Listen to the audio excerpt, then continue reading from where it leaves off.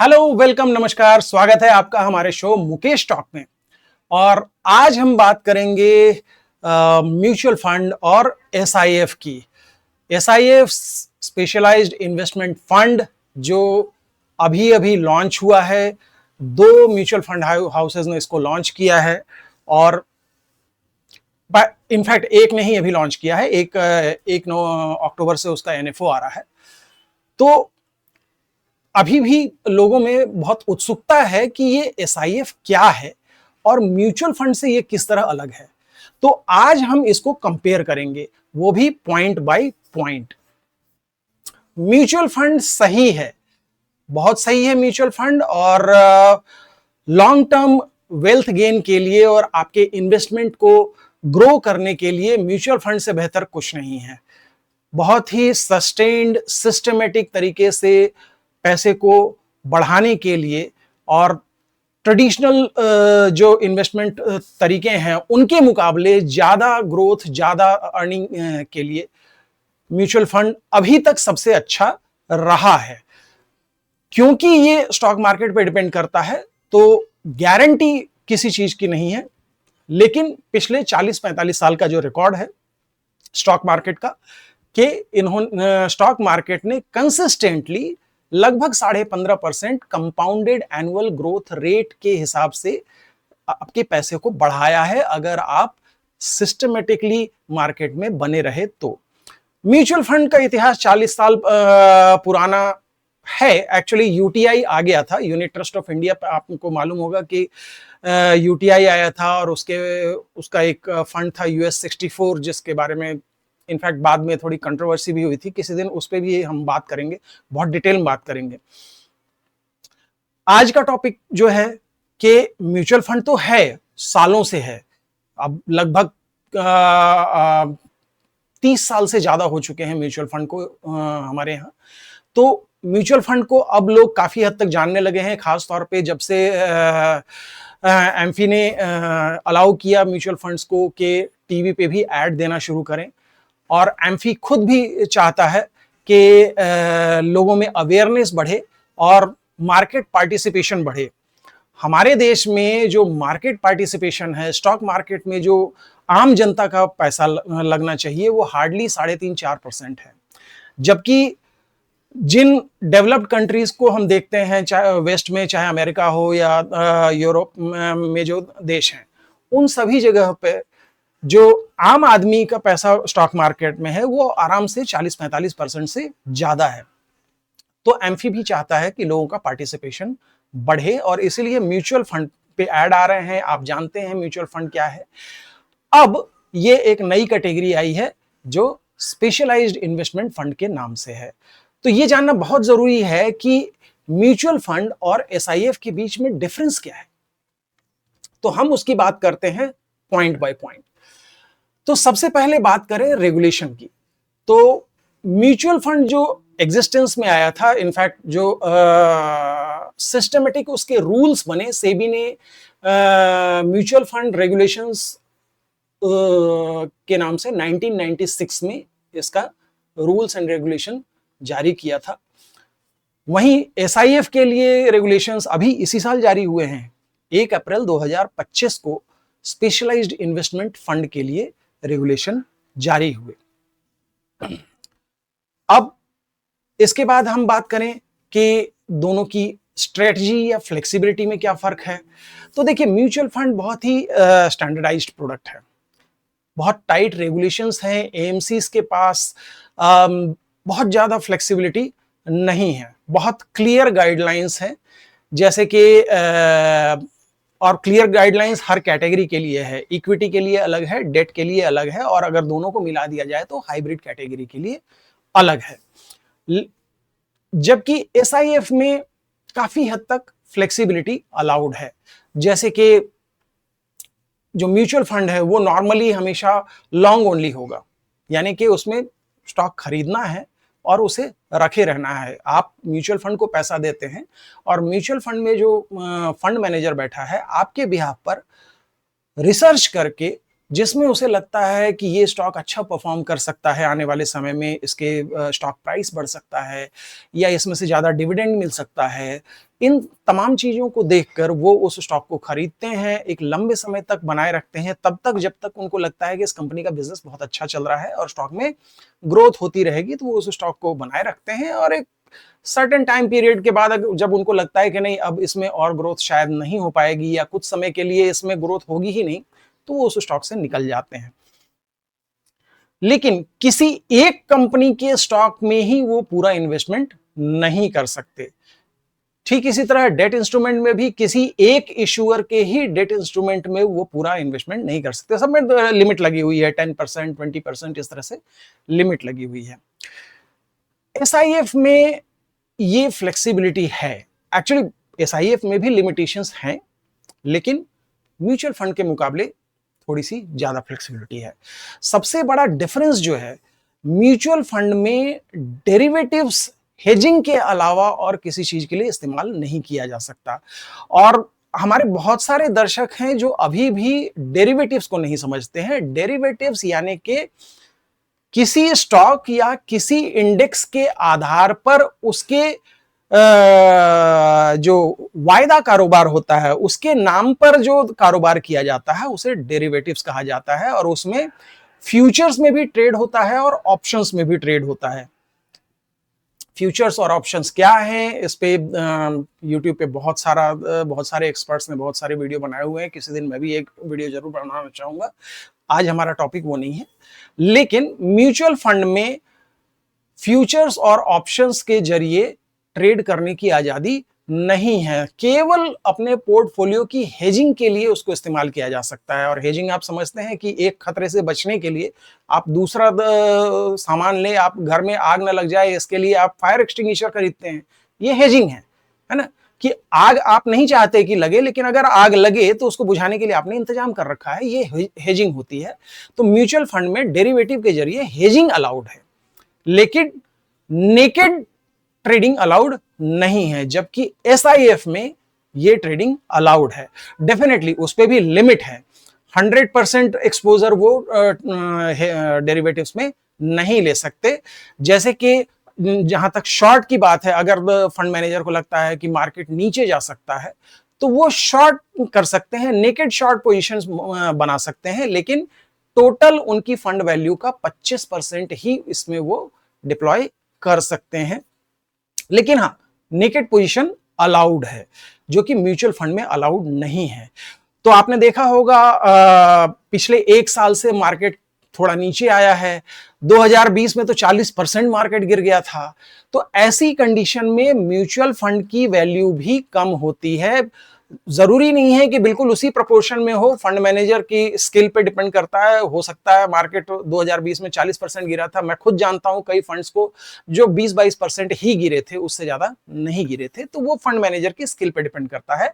लेकिन फिर भी उस डाउन साइड को वो ट्रेड नहीं कर सकते थे, जबकि एसआईएफ में इस ट्रेडिंग की आजादी है। तो होगा ये कि जहां म्यूचुअल फंड में फंड वैल्यू नीचे जा रही होगी, एसआईएफ एक्चुअली आपके लिए मनी जनरेट कर सकता है। एसआईएफ की वैल्यू शायद नीचे न जाए। तो ये मोटा मोटा फर्क है, फ्लेक्सिबिलिटी ज्यादा है एसआईएफ में। अब हम बात करें मिनिमम इन्वेस्टमेंट की, तो म्यूचुअल फंड में मिनिमम इन्वेस्टमेंट 500 रुपए से भी शुरू किया जा सकता है। आपको पता ही है, आप 500 रुपए से एसआईपी शुरू कर सकते हैं।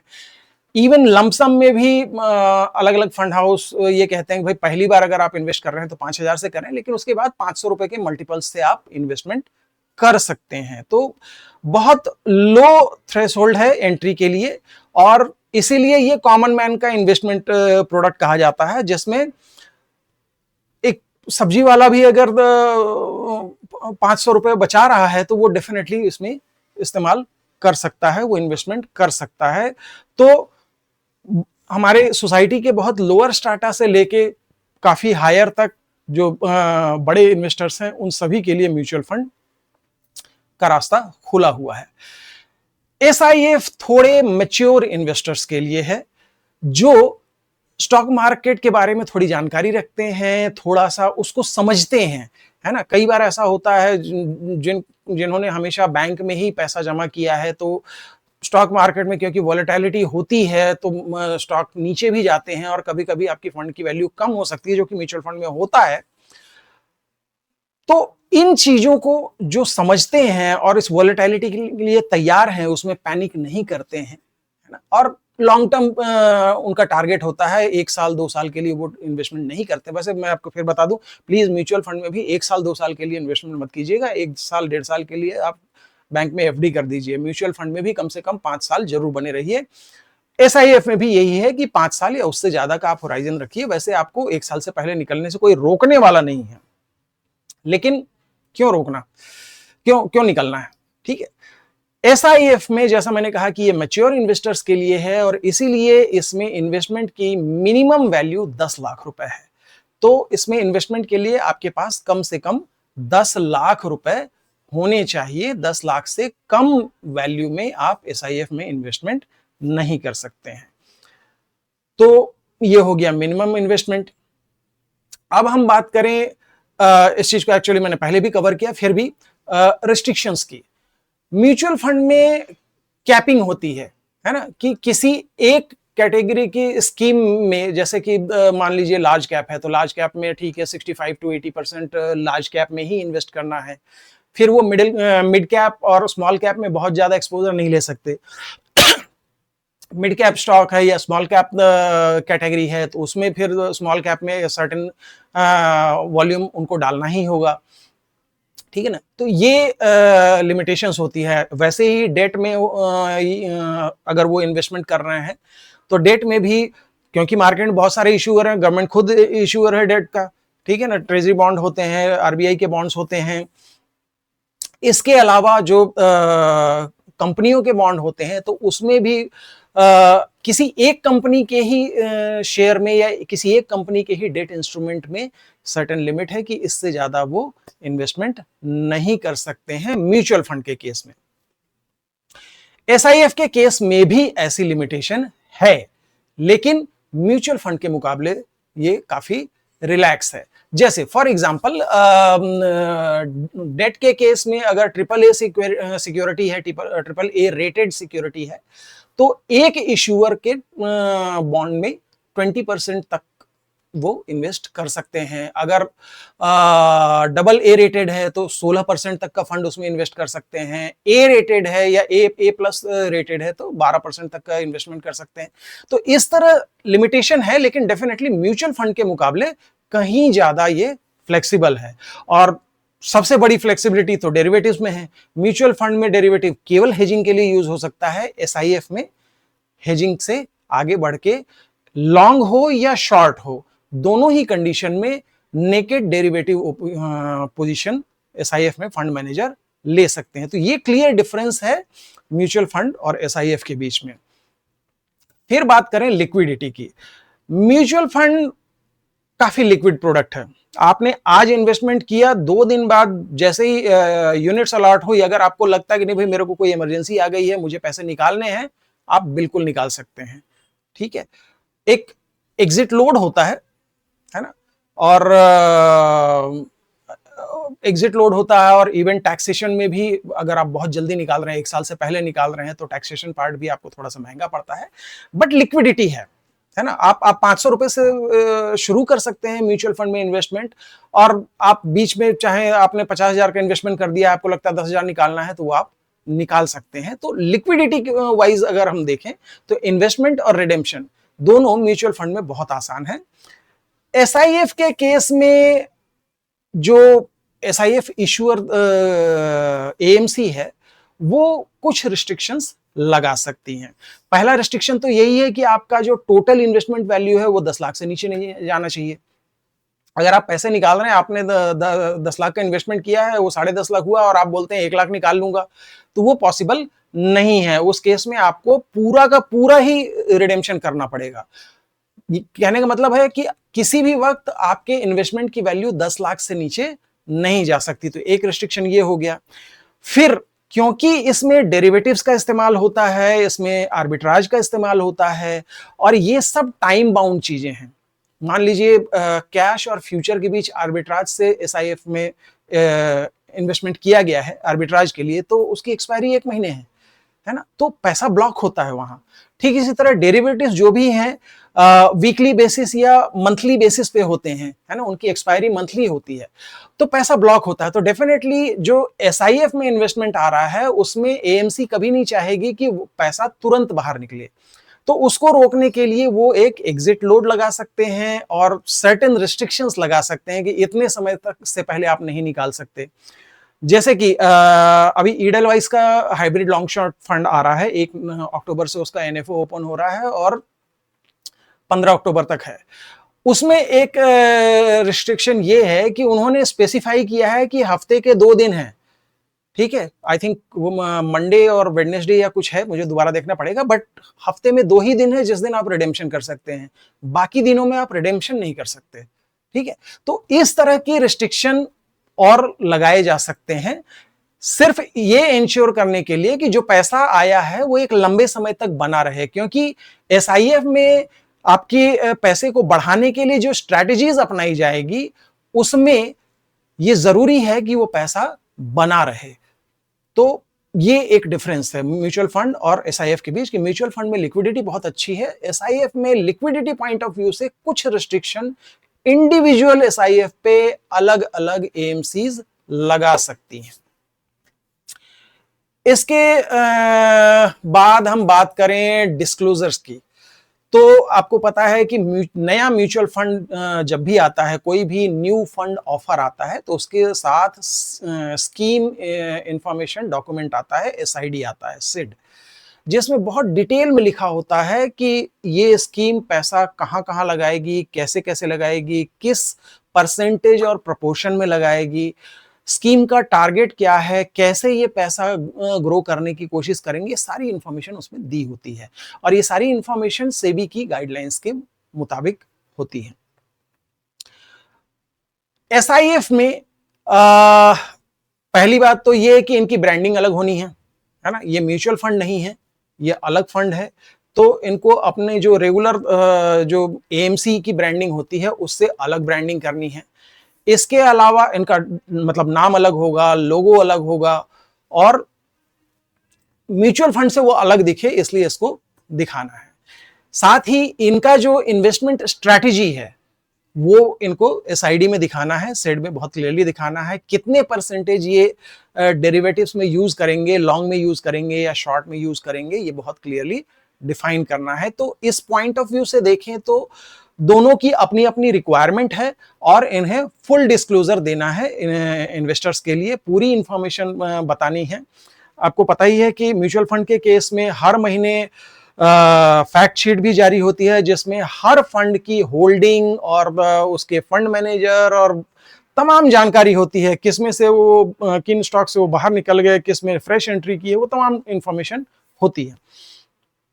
एसआईएफ के केस में क्योंकि आर्बिट्राज और डेरिवेटिव्स के जरिए ये काफी हद तक रिटर्न जनरेट करने की कोशिश करेंगे, तो वो इंडिविजुअली लिखवाना संभव नहीं होगा। तो अपने अपने फर्क दोनों में है। अब बात करें कॉस्ट की, है ना, आजकल इन्वेस्टर्स काफी अवेयर हो गए हैं, तो वो कॉस्ट भी पूछते हैं कि कॉस्ट क्या होगी। तो म्यूचुअल फंड क्योंकि बहुत ही रेगुलेटेड चीज है और उसमें बार बार स्टॉक्स चेंज नहीं किए जाते हैं, यानी कि चर्निंग कम होती है, तो उसमें जो कॉस्ट होता है, यानी कि जो एएमसी उस फंड को चार्ज करती है, भाई एएमसी में भी फंड मैनेजर बैठा है, उसकी भी सैलरी देनी है, वो तो कंप्यूटर लगाया, टेबल कुर्सी चेयर पेन पेंसिल सबके पैसे लगते हैं, तो एएमसी फंड को चार्ज करती है और जो रिटर्न जनरेट हो रहा है उसी में से वो निकाला जाता है। तो इन जनरल म्यूचुअल फंड में कॉस्ट थोड़ा सा कम होता है। एसआईएफ में क्योंकि ट्रांजैक्शंस काफी होंगे, खासतौर पे डेरिवेटिव्स के केस में या आर्बिट्राज के केस में ट्रांजैक्शंस काफी होंगे और जैसे ही ट्रांजैक्शन बढ़ेंगे तो ट्रांजैक्शन चार्ज है, एक्सचेंज चार्ज है, टैक्सेस हैं, ये सब टैक्सेस वो तो इन्वेस्टर्स को तो चार्ज करते नहीं है, वो तो एएमसी बॉन्ड करते हैं, है ना, तो उनकी वजह से म्यूचुअल फंड के मुकाबले इसका कॉस्ट थोड़ा सा ज्यादा होगा।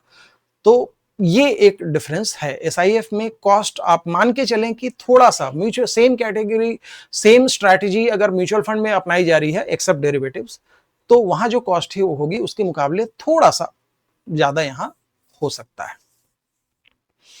अब बात करें कि किसके लिए ये सुटेबल है, तो पहले भी हमने डिस्कस किया कि म्यूचुअल फंड सही है और सबके लिए है, छोटे से छोटे और बड़े से बड़े सभी के लिए म्यूचुअल फंड खुला हुआ है।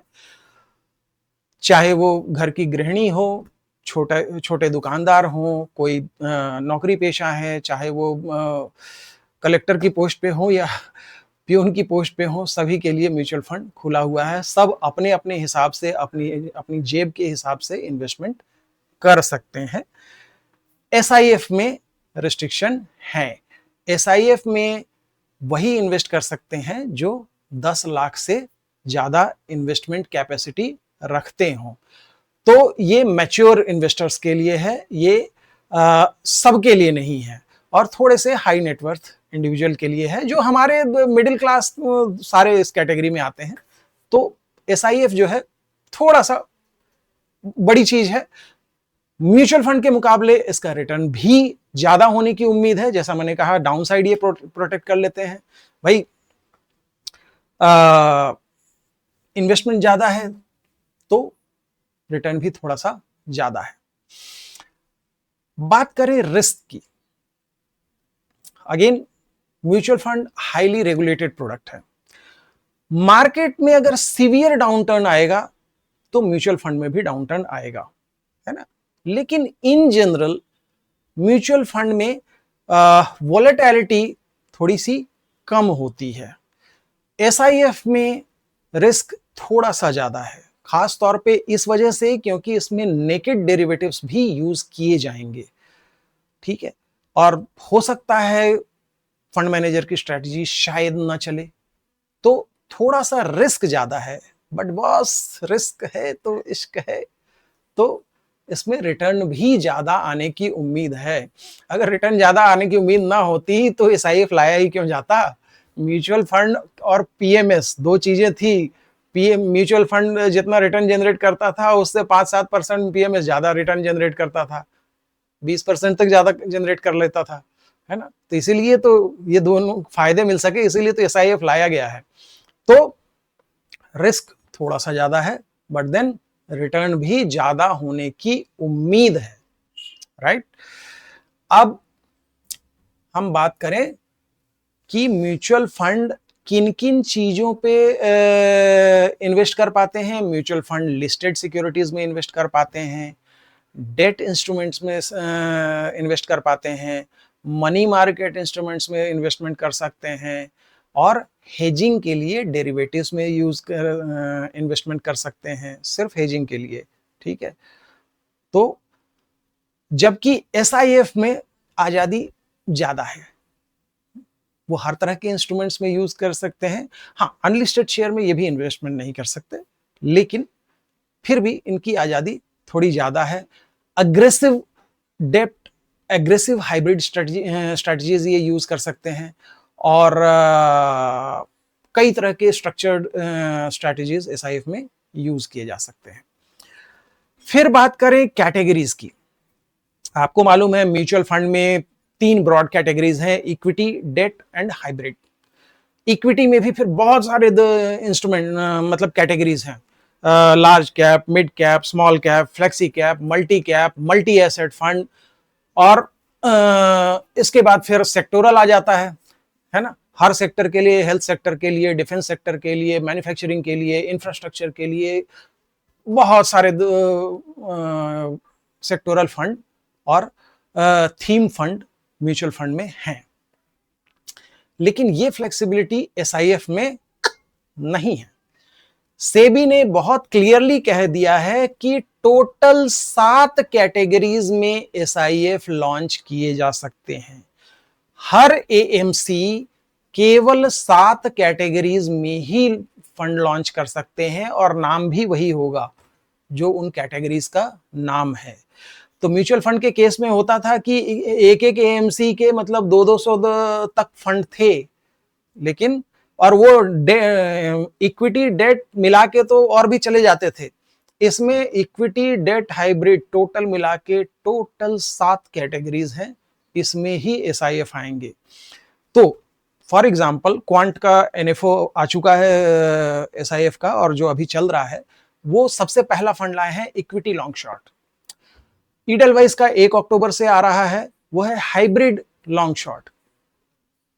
तो हर एएमसी टोटल 7 कैटेगरीज में ही एसआईएफ लॉन्च करेगी। कॉस्ट की मैं बात कर चुका हूं, अब हम बात करें कि कुछ चीजें जो ओवरलैपिंग हैं दोनों में।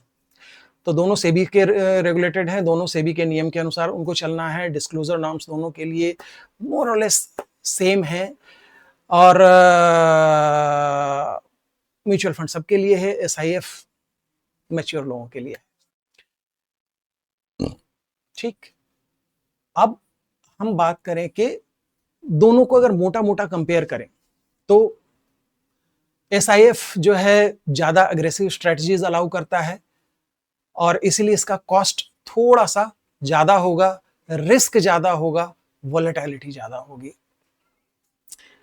एक्सेसिबिलिटी की बात करें तो म्यूचुअल फंड में एक्सेसिबिलिटी ज्यादा है, एसआईएफ में थोड़ी सी कम है।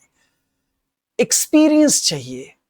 म्यूचुअल फंड, अगर आपको वॉलेटिलिटी से डर लगता है तो वॉलेटिलिटी म्यूचुअल फंड में भी है, लेकिन फिर भी म्यूचुअल फंड सेफ है, इसमें जाइए। एसआईएफ में रिस्क थोड़ा सा ज्यादा है, बट देन रिटर्न भी ज्यादा ही आने की उम्मीद है। लिक्विडिटी की हम बात कर चुके हैं कि आप आराम से एंटर कर सकते हैं, आराम से एग्जिट कर सकते हैं म्यूचुअल फंड में। एसआईएफ में उतनी आसानी नहीं है, तो ये एक डिफरेंस है। और कॉस्ट भी हमने डिस्कस किया कि एसआईएफ में कॉस्ट थोड़ा सा ज्यादा होने की उम्मीद है। तो ये था म्यूचुअल फंड और एसआईएफ के बीच का मोटा मोटा डिफरेंस। आगे चल के और सवाल आएंगे जिन पे हम फिर डिस्कस करेंगे नए वीडियो में। तो ये वीडियो आपको कैसा लगा कमेंट करके जरूर बताइए। अगर आपके कोई सवाल हैं तो उन सवालों का स्वागत है। मैं certified authorised mutual fund distributor हूं, और साथ ही एसआईएफ का भी सर्टिफाइड डिस्ट्रीब्यूटर हूं। तो अगर आप इन्वेस्टमेंट प्लान कर रहे हैं तो आप मुझसे संपर्क कर सकते हैं। यहां फोन नंबर दिया हुआ है, नीचे ईमेल आईडी चल रही है। तो आज के लिए बस इतना ही, मिलते हैं अगले वीडियो में, तब तक के लिए बाय बाय।